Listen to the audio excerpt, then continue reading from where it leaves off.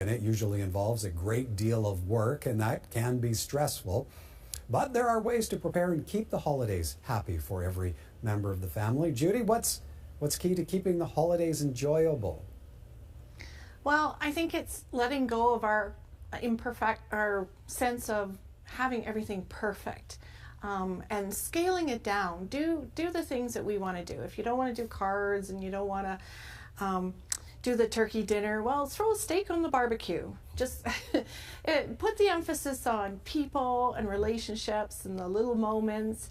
And the best gift you can give your family for Christmas is a parent who's relaxed, unstressed, happy. That's what's going to make memories.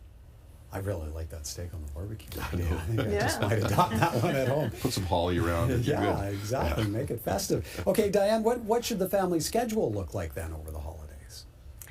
Well, first of all, it shouldn't be overscheduled, because the holiday is meant to be a holiday where you recreate yourself from the usual work schedule. So obviously not having something planned every single day is a really good idea.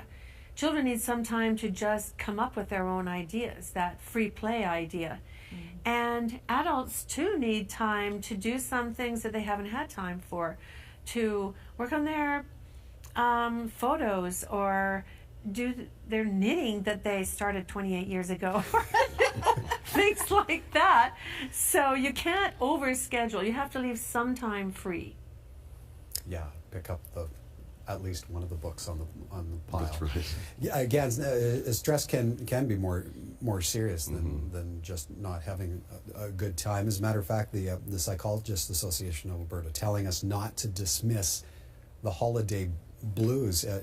How can taking care of ourselves and help combat stress through the holiday season? And what do we need to do?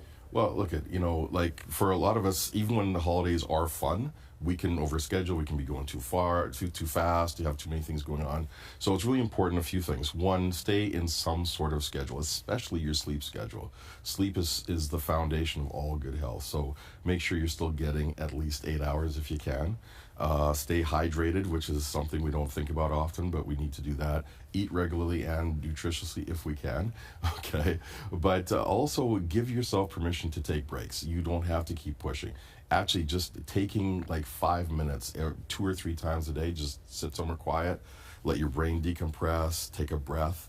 That resets your clock and you actually start to feel much better throughout the day. You can be more patient. You don't let stress kind of vortex into this thing that takes over.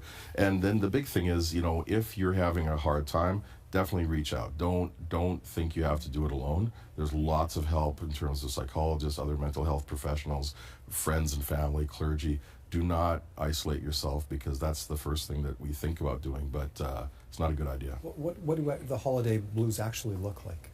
Well, it's like depression, but it's kind of situational around that, because we have issues around overscheduling, but also sometimes we're missing family members, or there is tension within the family, or we might have gone through a death recently, or a divorce, or something like that. So it's we do feel more down, can have a sense of anxiety, a sense of hopelessness, and also tend to pull away and isolate a little bit. Do we recognize it in ourselves, or do we need to rely on others to recognize it in us? Yeah, I think it's, well, most things are hard to recognize in ourselves, or we're the last people to know sometimes. To acknowledge. Right. But when you're not feeling quite yourself, if you find that you're less patient, or feeling down, not quite as joyful, or not really getting the spark you normally have at this time or throughout the rest of the year, you might want to check yourself out and maybe go talk to somebody. Some great advice as always. Thank you ever so kindly, folks. Dr. Gans Ference, registered psychologist with the Ference Group, Judy Arnall, certified parent educator with Professional Parenting Canada, and Diane Switek, founder and director of Banbury Crossroads School in Calgary.